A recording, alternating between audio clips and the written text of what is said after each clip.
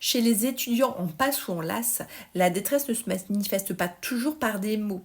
Elle se glisse dans les attitudes, elle se cache dans les petits changements du quotidien jusqu'à ce que tout commence à déraper.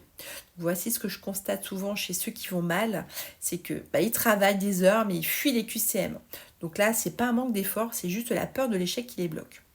Je vois aussi que leur sommeil devient chaotique, leur alimentation aussi. Donc là, ils s'énervent pour un rien. Donc là, ça veut dire que leur tête tient encore, mais leur corps dit stop. Ils ne parlent plus de leur objectif, ils ne vibrent plus à l'idée de réussir. Donc là, ça veut dire que le rêve s'éteint peu à peu. Donc là, ils décrochent vraiment un peu à la fois.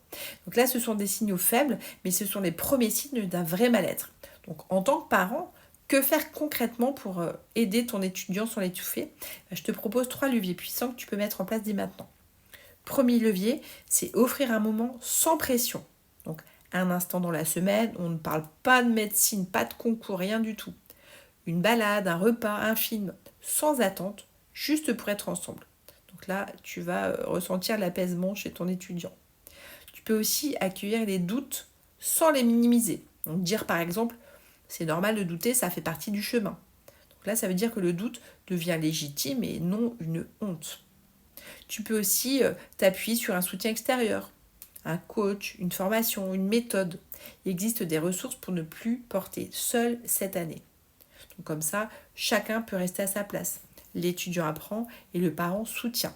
C'est exactement pour ça que j'ai créé Destination Médecine, donc un accompagnement qui soutient les étudiants et aussi leurs parents.